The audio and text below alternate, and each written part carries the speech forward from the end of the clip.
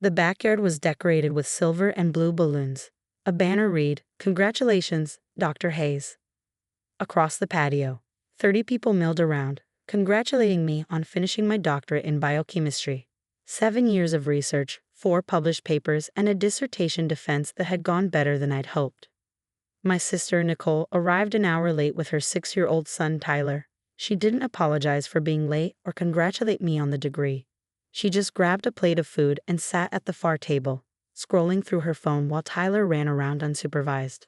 I was talking with my former advisor when I heard glass break. Tyler had knocked over someone's wine glass while chasing another kid. Nicole glanced up, shrugged, and went back to her phone. I excused myself and cleaned up the mess, smiling at the guests and making light of it. Kids will be kids. 20 minutes later, I was standing near the gift table where I'd set my framed diploma, the official one from the university, embossed and sealed, representing 7 years of work. My advisor had just handed me a card when Tyler ran up, grabbed the diploma off the table, and before I could react, ripped it down the middle. The tearing sound cut through the conversation. People turned to stare. Tyler held up the torn pieces and shouted at full volume, "Mom says you're not smart. She says you just read books all day and waste money." The backyard went silent. Nicole walked over, looked at the destroyed diploma, and high-fived her son. Then she laughed. Not a nervous or embarrassed laugh, a genuine, amused one.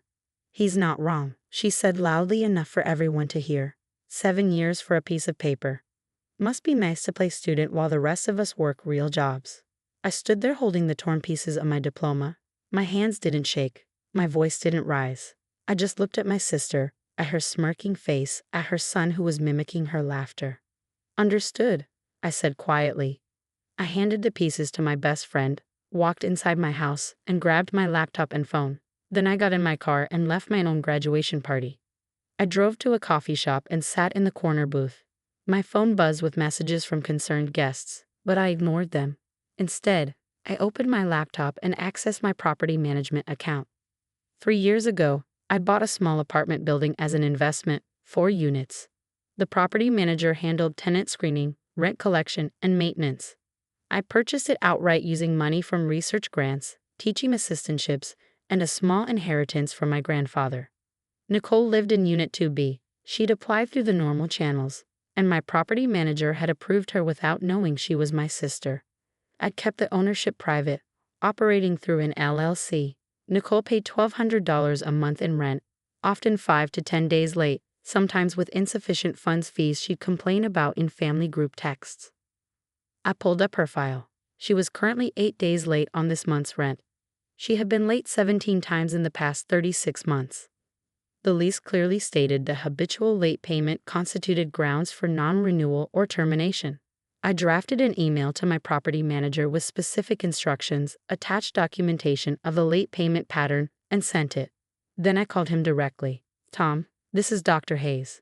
I need to discuss Unit 2B. The tenant was always late. What about her? I want to begin eviction proceedings based on the habitual late payment clause in the lease. Pull the documentation and file the notice first thing tomorrow morning." "Are you sure? That's a pretty aggressive move. Most landlords give more chances than we already have." "I'm sure. File it at 8 o'clock tomorrow morning. I want the notice served by 9. Your property, your call. I'll have our attorney draft it tonight." I hung up and sat in the coffee shop until it closed. Then I drove to a hotel and got a room. I didn't want to go home and face the aftermath of my ruined party. The next morning at 8:30, Tom texted me a photo, the eviction notice posted on Nicole's door. Official, legal, and undeniable. My phone started ringing at 8:45. Nicole's name flashed across the screen 14 times in a row. I let every call go to voicemail. The messages escalated from confused to angry to panicked about the eviction notice and the habitual late payment clause. At 10 o'clock, my mother called. "Nicole says she's being evicted. Do you know anything about this?" Why would I know anything about Nicole's housing situation? "She said the landlord is being unreasonable. Something about late payments. Can you help her? Maybe you could lend her money for a lawyer?" No. No. Just like that? She's your sister. She has a child. She's an adult with a lease agreement she violated repeatedly. That's between her and her landlord." Mom sighed. "You're still upset about yesterday. I know Tyler shouldn't have torn your diploma. But kids do things like that. Nicole said she didn't realize it was the real one. Tyler repeated exactly what Nicole told him, word for word, that I'm not smart, that I waste money, and Nicole rewarded him for it. She high-fived him, Mom, in front of 30 people at my graduation party. She was joking. You're too sensitive. I'm not sensitive. I'm just done. Nicole has her own problems to solve now. I'm not getting involved. I hung up. By noon, my phone had exploded with messages. Nicole had told the whole family about the eviction, painting herself as a victim. She posted in the family group chat asking if anyone knew a tenant rights lawyer. My brother sent me a private message. Can you believe Nicole's landlord? Evicting a single mom over being a few days late with rent. I didn't respond. At 2 o'clock, Tom called me. Your tenant requested a meeting with the property owner. She's claiming harassment and wants to negotiate. Set it up. Tomorrow at your office. 2 o'clock. You're coming in person? Yes. The next afternoon, I arrived at Tom's office at 1:45. He prepared a folder with Nicole's complete rental history, every late payment, every NSF fee, every warning notice she'd ignored or complained about. Nicole arrived at 2 o'clock sharp. She walked into the conference room where I was sitting next to Tom, and her face went from determined to confused to shocked in about 3 seconds. What are you doing here? She asked. I own the building, I said calmly. I'm the landlord. She stared at me. That's not possible. You're a student. You don't have money. I have a doctorate in biochemistry, 3 years of postdoctoral research income, teaching income, grant income, and an inheritance from Grandpa Hayes. I bought the building 3 years ago. You applied to rent Unit 2B through the normal channels. My property manager approved you without knowing our relationship. You've been my landlord this whole time? Yes. And you're evicting me? Yes. She looked at Tom, then back at me. Because I hurt your feelings about the diploma? This is insane. You can't evict someone because you're upset. I'm evicting you because you've been late with rent 17 times in 36 months. The lease clearly states that habitual late payment is grounds for termination. You've violated the lease repeatedly. This has nothing to do with feelings. I always pay, just sometimes a few days late. 8 to 12 days late, consistently, which incurs late fees, NSF fees, and creates administrative burden. You've also complained publicly in family texts about those fees that exist because you can't pay rent on time. Tom slid the folder across the table. This is your complete payment history, every late payment documented with dates and amounts. Nicole opened the folder and flipped through the pages. Her face grew redder with each one. So what, you've been keeping score this whole time, waiting for a chance to kick me out? I've been operating a rental property professionally. You've been violating your lease chronically. The eviction is based solely on your failure to comply with the terms you signed. This is because of the diploma. Admit it. You're doing this because Tyler tore up your stupid piece of paper. Tyler tore up my diploma because you told him I wasn't smart. You encouraged him to disrespect me publicly at my graduation party in front of my colleagues and friends. Then you laughed about it. That showed me who you are. But the eviction is based on documented lease violations that existed long before yesterday. Where am I supposed to go? I have a kid. That's not my concern. You have 60 days to vacate per state law. That gives you time to find new housing.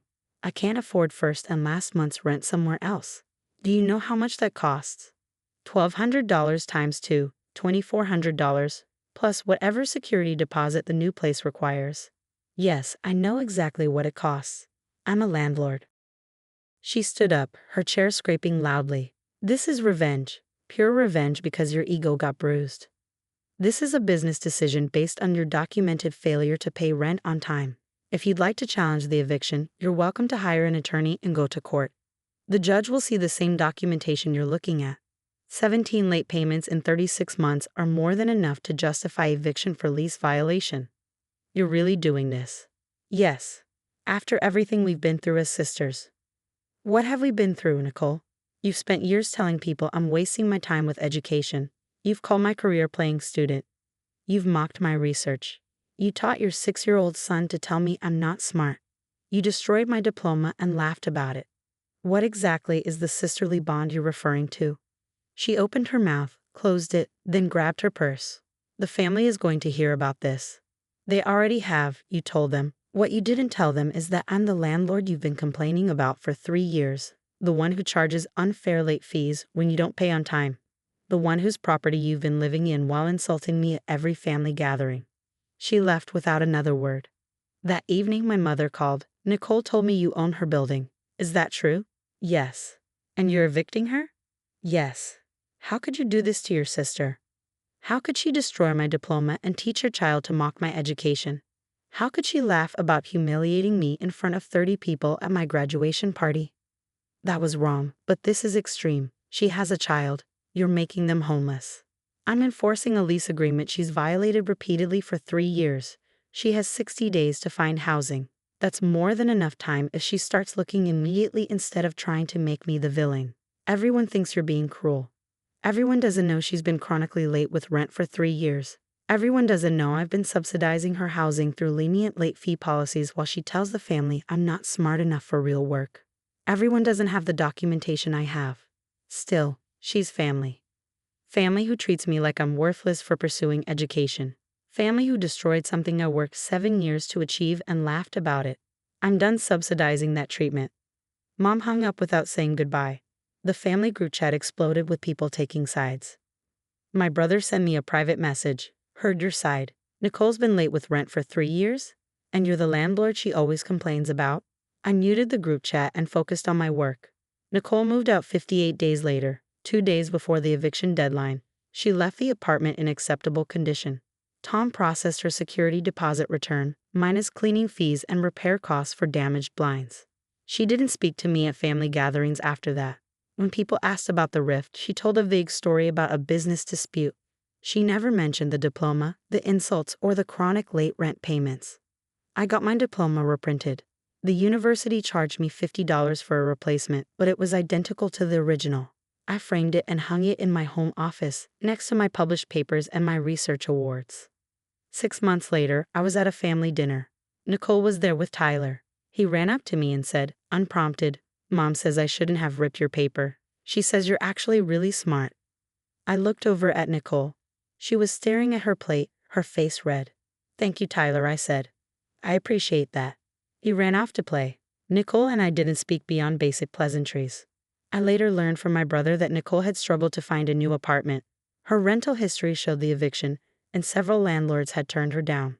She eventually found a place, but the rent was $1,400 a month instead of $1,200, and they required 2 months' deposit because of the eviction on her record.